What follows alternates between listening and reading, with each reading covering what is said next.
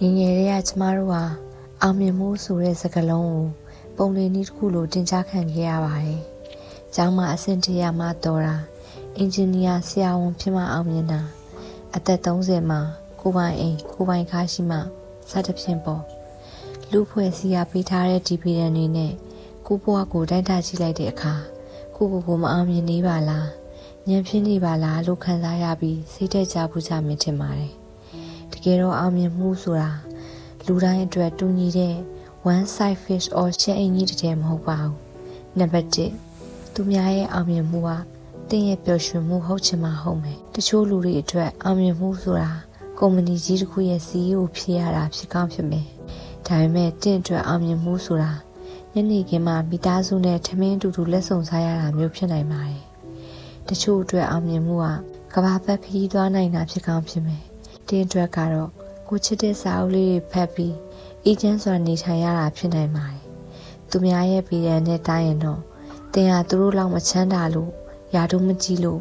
ရှုံးနေနေတယ်လို့ထင်ရပါလိမ့်မယ်ဒါပေမဲ့ကိုယ်စိတ်နှလုံးရဲ့ပြည်ရန်နဲ့တိုင်းကြည့်ရင်တော့တင်ဟာအင်မတန်အောင်မြင်ပြီးပျော်ရွှင်နေသူတစ်ယောက်ဖြစ်နေနိုင်ပါတယ်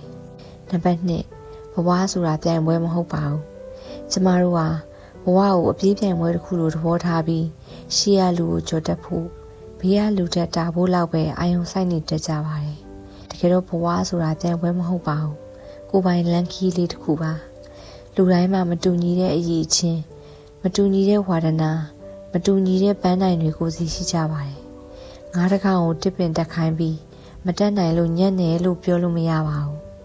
တစ်မှရှိတဲ့အရေးချင်းကသူများနဲ့မတူနိုင်တယ်လို့သူများရဲ့လမ်းကြောင်းကလည်းတင့်အတွက်ဟုတ်ချင်မှဟုတ်မှာပါနံပါတ်3လုံလောက်ပြီလို့တည်ခြင်းရလဲအောင်မြင်မှုပါပဲအခုခေတ်ကြီးမှာ more is better များလေကောင်းလေဆိုတဲ့အယူဆလွှမ်းမိုးထားပါတယ်ပတ်စံများများရှာနိုင်မှ follower များများရှိမှအောင်မြင်တယ်လို့ယူဆကြတယ်ဒါမဲ့အောင်မြင်မှုရဲ့အမြင့်ဆုံးအဆင့်ကတော့ contentment လို့ခေါ်တဲ့ရောင်ရဲခြင်းပါပဲကိုရှိတာလေးနဲ့ကျင့်တတ်နိုင်တယ်ညဘက်ကောင်းကောင်းအိပ်ပျော်တယ်စိတ်ထဲမှာပူလောင်ခြင်းမရှိဘဲငြိမ်းချမ်းနေတယ်ဒါငွေတွေအများကြီးပိုင်ဆိုင်ထားပြီး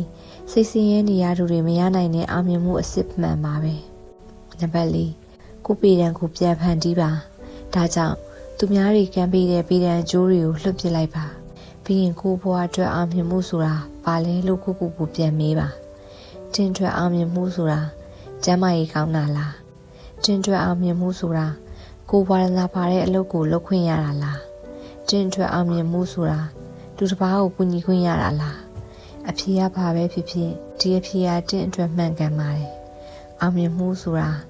အပြင်ပန်းပကာဒနာတွေနဲ့တိုင်းတာရတဲ့အရာမဟုတ်ပါဘူးကိုယ့်ရင်ထဲကခံစားချက်ငြိမ်းချမ်းမှုကျဉ်းတဲ့မှုတွေနဲ့တိုင်းတာရတဲ့အရာပါကဘာကြီးကတင့်ကိုဘလို့ပဲသတ်မှတ်ပါစေမနှက်မိုးလင်းလို့မှန်နေကြည့်လိုက်တဲ့အချိန်မှာကိုပြန်ပြုံးပြနိုင်တယ်ဆိုရင်ဒီနေ့တနေ့တာကိုကျဉ်းတဲ့စွာဖြတ်တန်းနိုင်တယ်ဆိုရင်တင်ဟာအောင်မြင်သူတစ်ယောက်ပါပဲညာနာ